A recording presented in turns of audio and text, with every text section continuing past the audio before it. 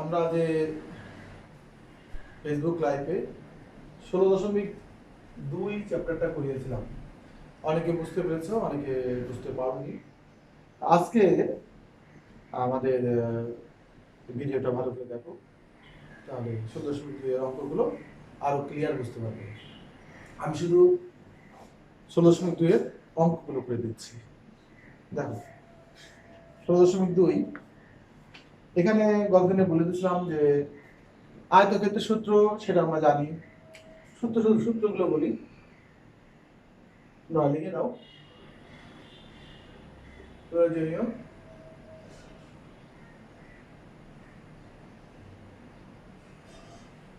সূত্রাবলী। আয়তক্ষেত্র দৈর্ঘ্য গুণন প্রস্থ, সেটা তো জানোই। শুধু আমাদের লাগবে সামুদ্রিক ক্ষেত্রফল।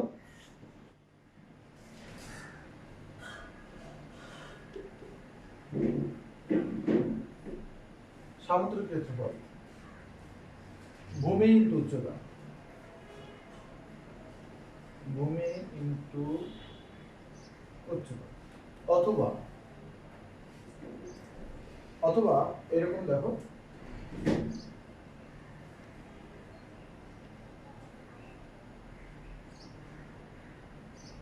যে কোনো একটা কর্ণের দৈর্ঘ্য, যে কোনো একটা কর্ণের দৈর্ঘ্য এবং এই কর্ণের উপর বিপরীত শীর্ষ থেকে লম্ব দূরত্ব। অর্থাৎ সামুদ্রিক ক্ষেত্রফল এটা বলতে পারি, সামুদ্রিকের ক্ষেত্রফল এইচ ইন্টু ডি, এটা বলতে পারি। সামুদ্রিক ক্ষেত্রফল যে কোনো একটি কর্ণ, যে কোনো একটি কর্ণের দৈর্ঘ্য এবং কর্ণের উপর লম্ব দৈর্ঘ্য। আচ্ছা, সামুদ্রিক ক্ষেত্রফল গেল। এবার বর্গাকার মাঠের বা বর্গাকার জমির ক্ষেত্রফল এক্স স্কয়ার, তোমরা জানো। আয়তক্ষেত্রের পরিসীমা 2 ইন্টু দৈর্ঘ্য যোগ প্রস্থ, সেটাও তোমরা জানো। এবার দেখো 2 নম্বর, রম্বসের ক্ষেত্রফল। রম্বসটা কি?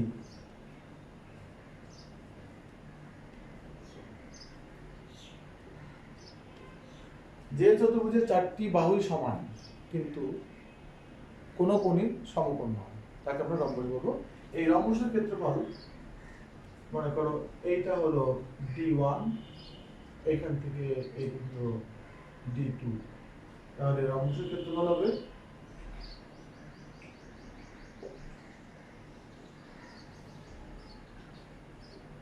হাফ ইন্টু 2 কর্ণের দৈর্ঘ্যের গুণফল, হাফ ইন্টু 2 কর্ণের দৈর্ঘ্যের গুণফল। এটা হলো রম্বসের ক্ষেত্রফল। আর একটা লাগবে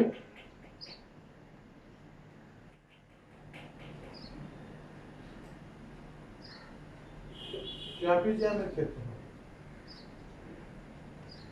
ট্রাপিজিয়ামটা দেখো, এখানকার এ বি সি ডি, উচ্চতা এইচ। ট্রাপিজিয়ামটা কাকে বলে? যে চতুর্ভুজের যে কোনো দুটি বিপরীত বাহু পরস্পর সমান্তরাল এবং অসমান, তাকে আমরা বলবো ট্রাপিজিয়াম। যে চতুর্ভুজের যে কোনো দুইটি বিপরীত বাহু পরস্পর সমান্তরাল কিন্তু অসমান, তাকে আমরা বলবো ট্রাপিজিয়াম। ট্রাপিজিয়ামের ক্ষেত্রফলটা দেখো,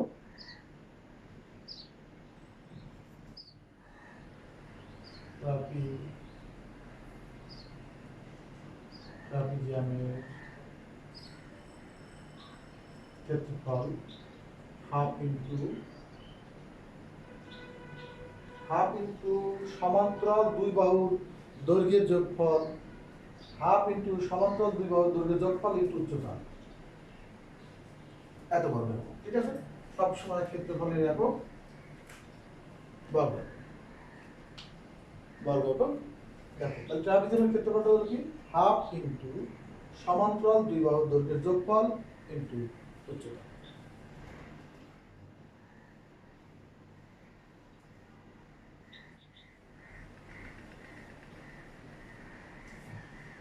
এবার দেখো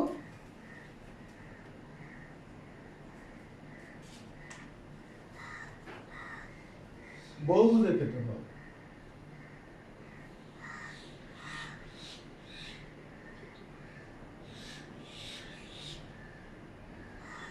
পঞ্চভুজ, ষড়ভুজ, অষ্টভুজ এগুলো ক্ষেত্রফল দেখো এটা হবে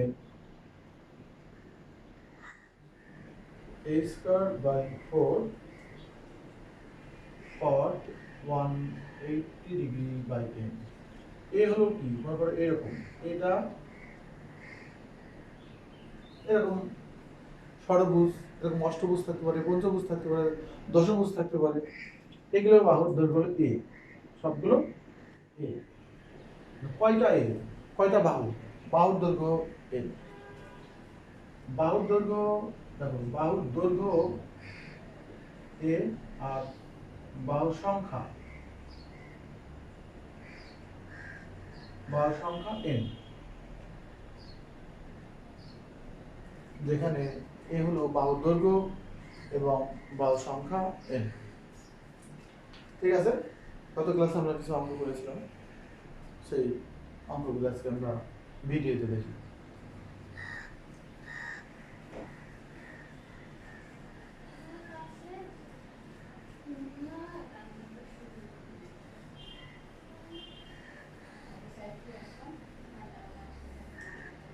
প্রথম অঙ্কটা দেখো আয়তক্ষেত্রে দৈর্ঘ্য প্রস্থের দ্বিগুণ এর ক্ষেত্রফল 512 বর্গমিটার হলে পরিসীমা নির্ণয় করো আমরা আয়তক্ষেত্রে পরিসীমার সূত্র জানি 2 ইন্টু দৈর্ঘ্য যোগ প্রস্থ তাহলে দেখো 1 নম্বর ধরি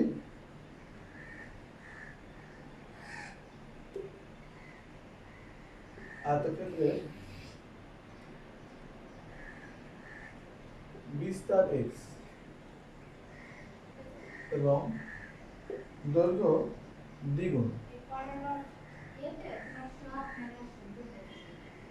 শর্ত মতে 2 ইন্টু দৈর্ঘ্য যোগ প্রস্থ ইজ ইকুয়াল টু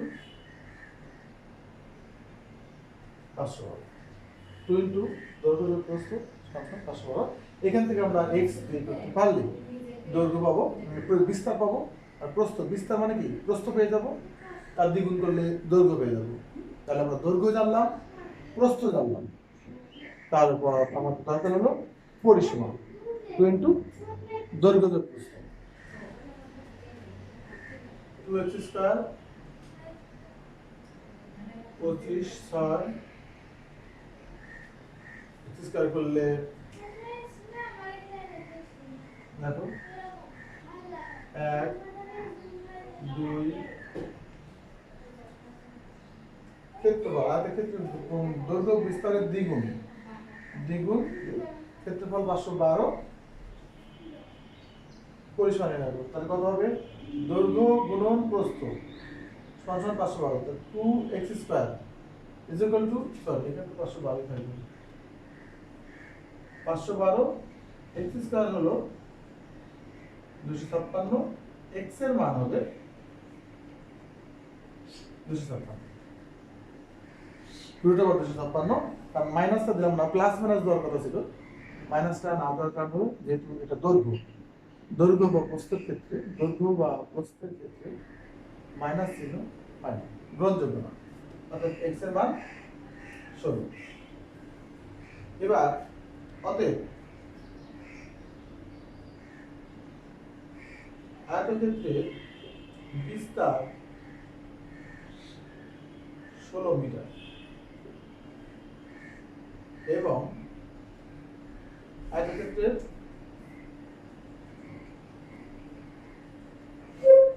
দৈর্ঘ্য 16 গুণন 2 মিটার মানে 32 মিটার অতএব আয়তক্ষেত্রের পরিসীমা 2 ইন্টু দৈর্ঘ্য যোগ প্রস্থ 2 ইন্টু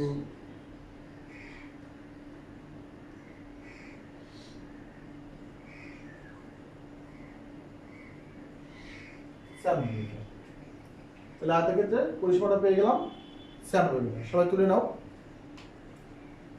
ক্যালকুলেটরটা করে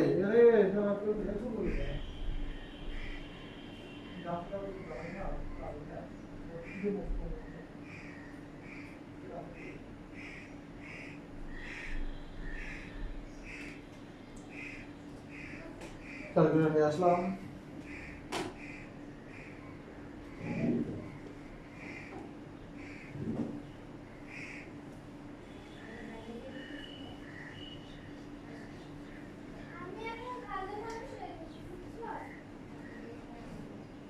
দুই নম্বর দেখো, একটা জমির দৈর্ঘ্য 80 মিটার, প্রস্থ 60 মিটার, এর মাঝে একটা পুকুর খনন করা হলো।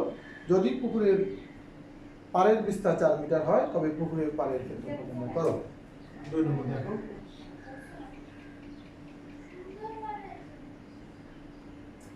একটা জমির দৈর্ঘ্য 80 মিটার, প্রস্থ 60 মিটার, এর মাঝে, এই জমির মাঝে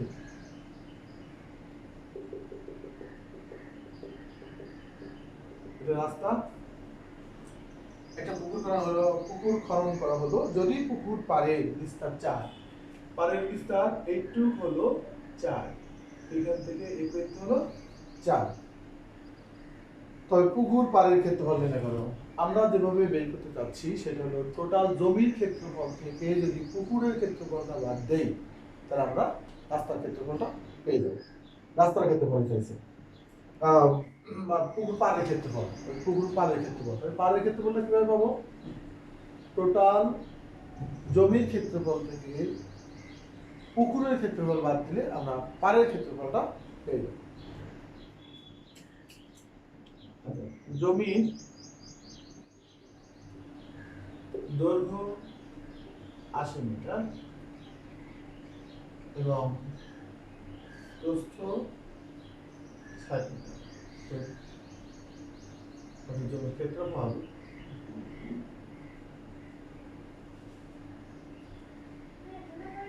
80 × 60 বর্গমিটার,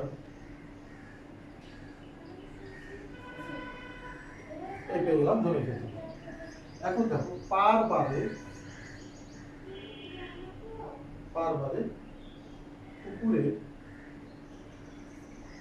পুকুরের দৈর্ঘ্য হবে এই 80 থেকে, দেখো এখান থেকে এইটুক 80, এই দিক থেকে 4 ভাগ, এর দিকে 4 ভাগ, দুইটা 4 ভাগ দেবে,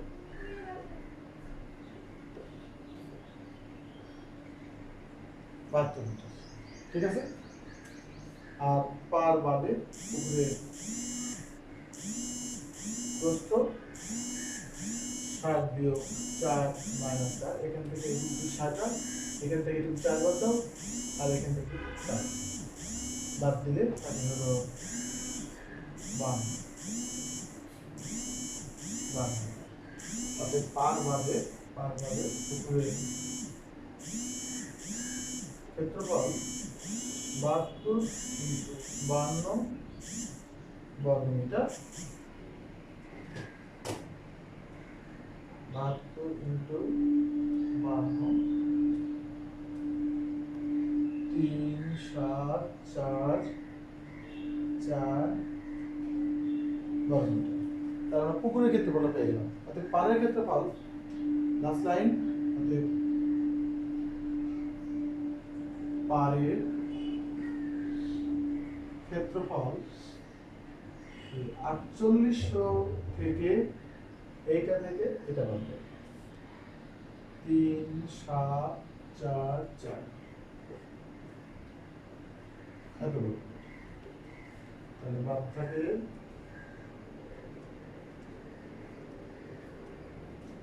1056।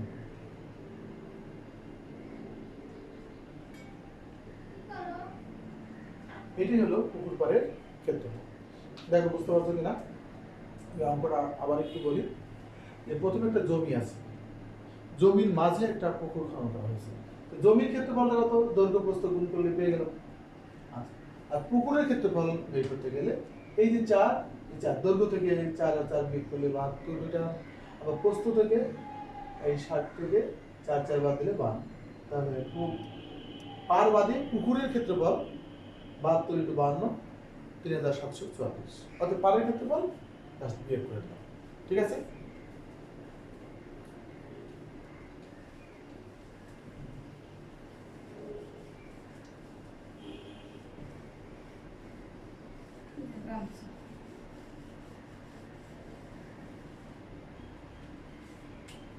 এবার দেখো 3 নম্বর।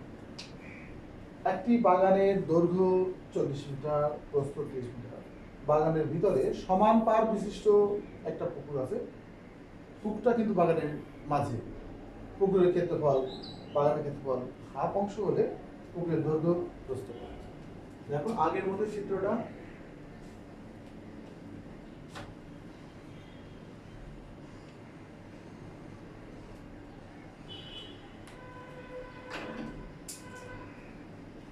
বাগানের দৈর্ঘ্য তো আছে 40, প্রস্থ 30। পারের বিস্তারিত আমরা x ধরি, এটাকে x ধরি। তাই দেখো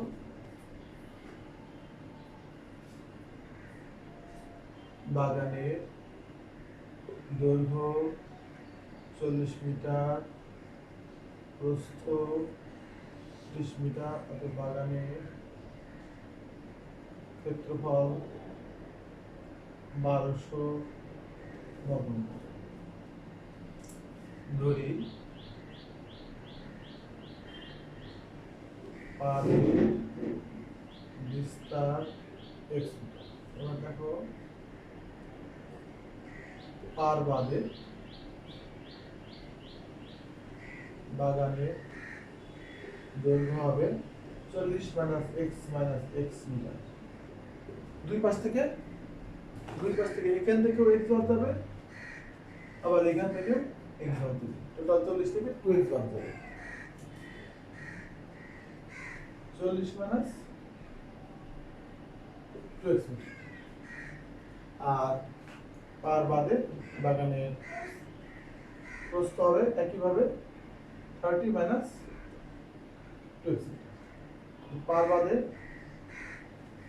এখানে বাগান নাই, ভিতরে হলো পুকুর।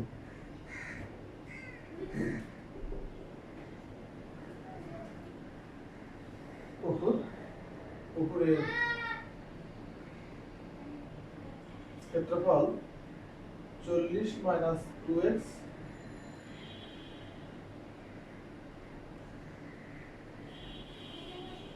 30 মাইনাস 2x। এই যে পুকুরের ক্ষেত্রফল। এই পুকুরের ক্ষেত্রফলটা টোটাল জমি বা বাগানের ক্ষেত্রফলের অর্ধেক। আমরা শর্ত মতে লিখব, শর্ত মতে 40 মাইনাস 2x, 30 মাইনাস 2x, এটা হলো অর্ধেক অফ টোটাল বাগানের ক্ষেত্রফল। বাগানের ক্ষেত্রফলের অর্ধেক। তাই আমরা যদি এখান থেকে x এর মান বাই করতে পারি, তাহলে এই পুকুরের দৈর্ঘ্য পেয়ে যাব 40 মাইনাস 2x, x এর মান বসাই দেবো। আর প্রস্থ হলো 30 মাইনাস 2x, x এর মান বসাই দিলে প্রস্থ দেবো। গুণ করো 1280x 60x plus 4x square equal to 600। আর দেখো 4x স্কয়ার 140x, 1200 থেকে 600 বাদ দিলাম। আর আমরা পাচ্ছি x স্কয়ার 4 তে ভাগ করে দিই। x স্কয়ার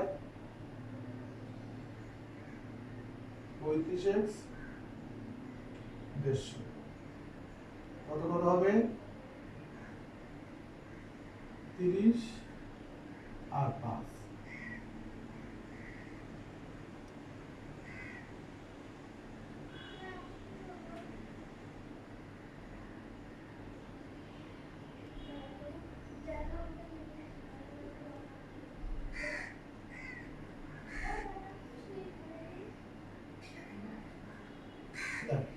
এই যে x এর মান পারের বিস্তার 30, এই 30 এর সমান হতে পারে না। 30 সমান হলে পারের বিস্তার পুকুর কাটবে, সবসময় পারের বিস্তার হবে দৈর্ঘ্য বা প্রস্থ থেকে অবশ্যই কম। অতএব x এর মান 30 গ্রহণযোগ্য। অতএব আমরা কি পেলাম, x এর মান 5। অতএব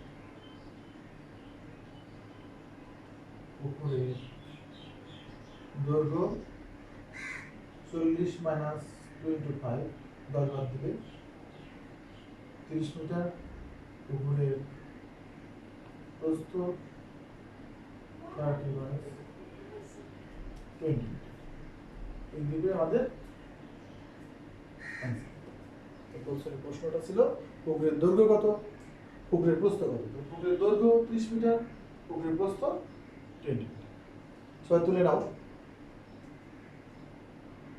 কোনো বুঝতে সমস্যা থাকলে লিখে জানাবো, মেসেজ দিবা, আমি প্রশ্ন অ্যান্সার দিয়ে দেবো, মেসেঞ্জারে জানালেই হবে।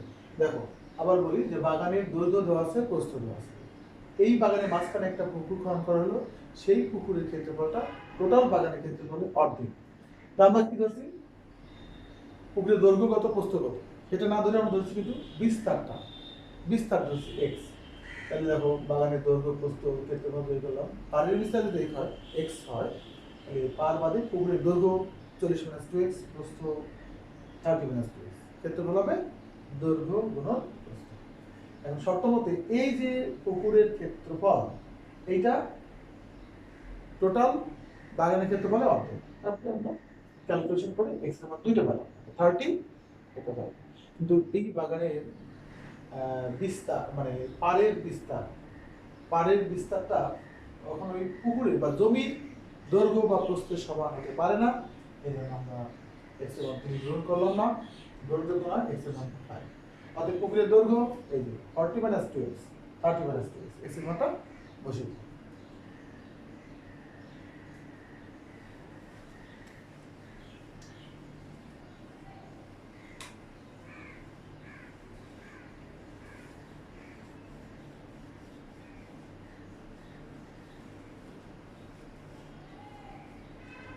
এবার দেখো 4 নাম্বার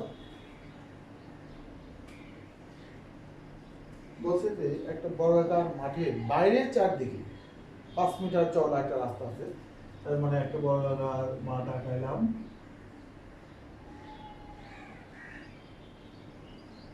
এই বর্গাকার মাঠের বাইরের চারদিকে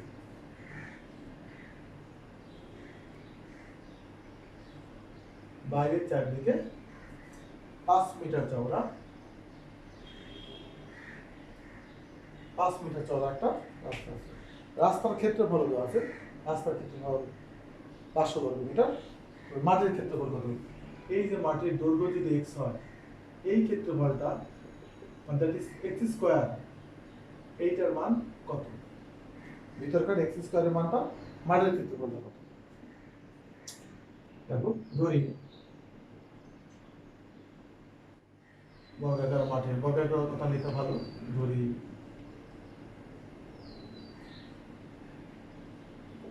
বর্গাকার মাঠের দৈর্ঘ্য x মিটার, অতএব বর্গাকার মাঠের ক্ষেত্রফল স্কয়ার বর্গ মিটার। এবার দেখো রাস্তা সহ বর্গাকার মাঠের দৈর্ঘ্য হবে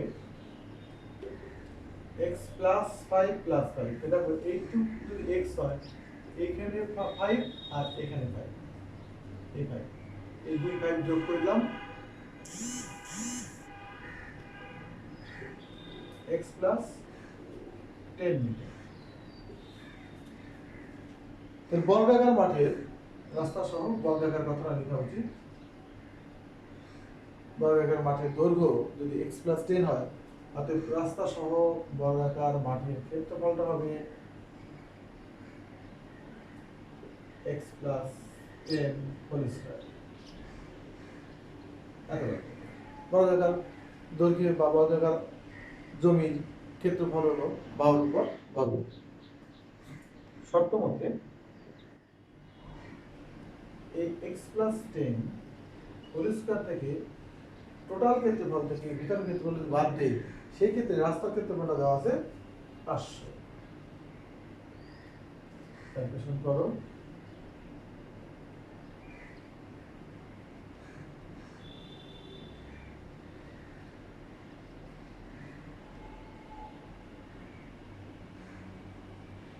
400, x এর মান 20 হলে অতএব আমাদের দরকার x স্কয়ার, অতএব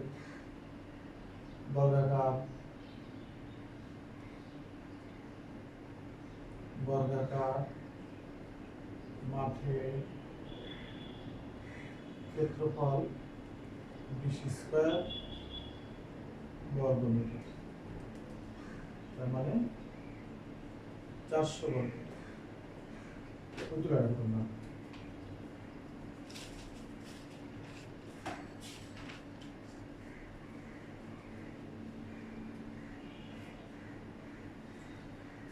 দেখো বুঝতে পারছো কিনা, আমি আরেকবার একটু দেখাই। দেখো যে এই ভিতরে যে মাঠটা আছে সেটা তো x, এর মাঠের বাইরে রাস্তাটা আছে 5 মিটার চওড়া। তাহলে আমাদের প্রশ্ন হলো এই যে ভিতরের মাঠের এটা ক্ষেত্রফল বর্গাকার, যেহেতু x স্কয়ার, তাহলে বাহুর দৈর্ঘ্য যদি x হয়, বাহুর দৈর্ঘ্য যদি x হয়, তাহলে ভিতরটা থেকে x স্কয়ারের মানটা আমরা কিভাবে বের করব?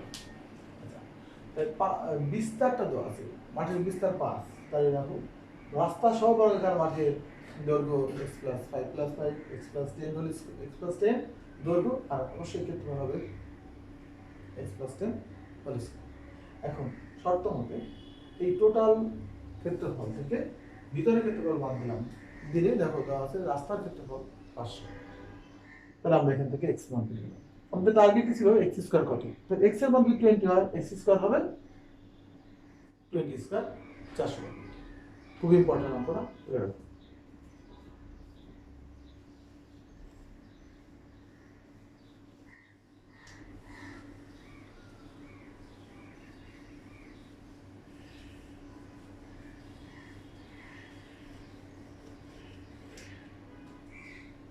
এবার দেখো গত ক্লাসে আমরা 5 পর্যন্ত করেছিলাম, আমরা আজকে 5 পর্যন্ত করাবো। লাস্ট অঙ্ক, একটি বর্গক্ষেত্রে পরিসীমা আর আয়তক্ষেত্রের পরিসীমা সমান। আয়তক্ষেত্রটির ইনফরমেশন দেওয়া আছে, আয়তক্ষেত্রের দৈর্ঘ্য বিস্তারে 3 গুণ, ক্ষেত্রফল 768, প্রতিটি 40 সেন্টিমিটার বর্গাকার পাথর দিয়ে ঢাকতে গেলে কতটি পাথর লাগবে? দেখো আয়তাকার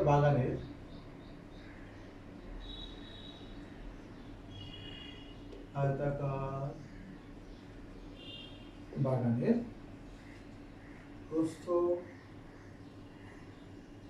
x মিটার ধরলাম,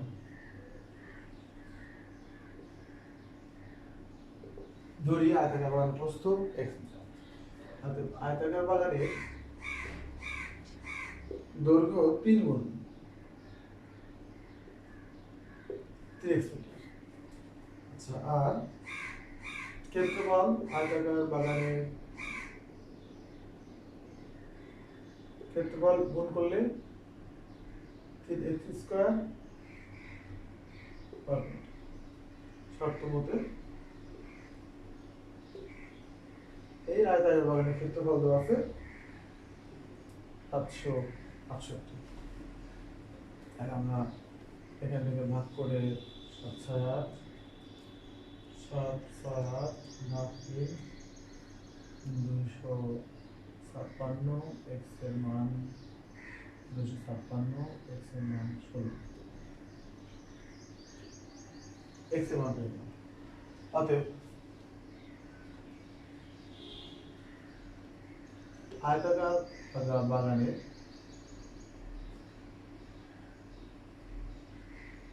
প্রস্থ 16 মিটার, দৈর্ঘ্য 16 গুণ 3,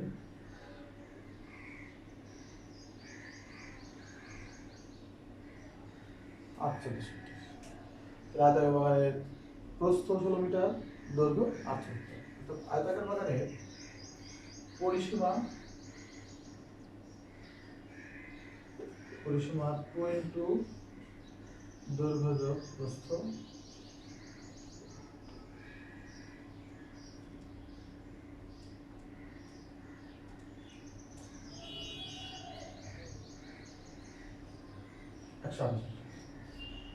এখন বলছি আয়তাকার বাগানের যে পরিসীমা বর্গের পরিসীমা সমান।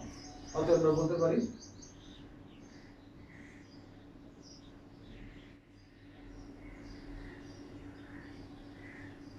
বর্গের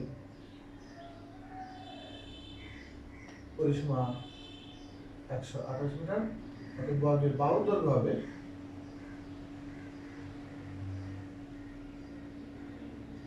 128 কে 4 দিয়ে ভাগ করতে হবে,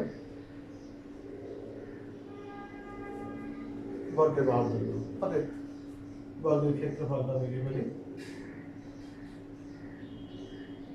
32 স্কয়ার বর্গমিটার। 32 স্কয়ার।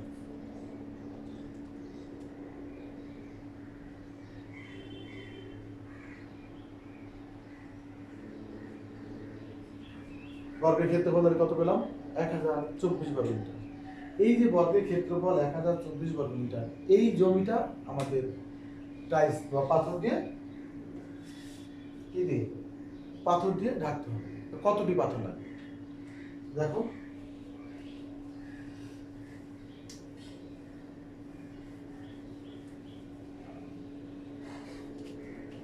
একটি পাথরের ক্ষেত্রফল, একটি পাথরের ক্ষেত্রফল 0.40 40 সেন্টিমিটার। তাকে আমরা বলতে পারি 0.40 মিটার। এটাকে মিটার বানাবো এত বর্গমিটার, কারণ ক্ষেত্রফলটা কি দেওয়া আছে? বর্গমিটার। এই জন্যই আমরা পাথরের ক্ষেত্রফলে তাকে বর্গমিটারে প্রকাশ করি। তাহলে আমরা এখানে পেলাম দেখো 0.40 ইন্টু 0.40 0.16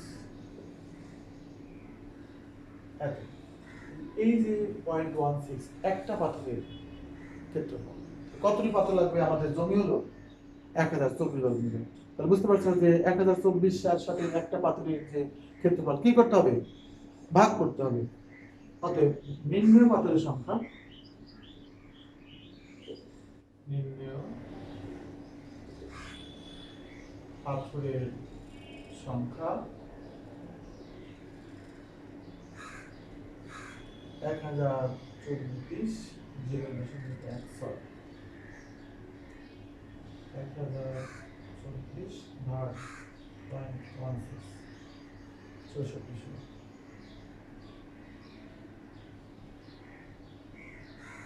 এতটি করতে পারবে। বাজারে এটি একটা অ্যান্সার। ঠিক আছে? অর্থাৎ নির্ণেয় পাথরের সংখ্যা 64। এই 64টি পাথর লাগে। তাহলে গত ক্লাসে যারা একটু কম বুঝতে পেরেছো তারা আজকে অঙ্কগুলো তুলে নাও। আর আজকে আমাদের যে ক্লাস আছে 12টার সময়, এই 5-এর পর থেকে অর্থাৎ 6 নম্বর থেকে 16.2 6 নম্বর থেকে আরম্ভ হবে। তাহলে সবাই ভালো থাকো, ধন্যবাদ।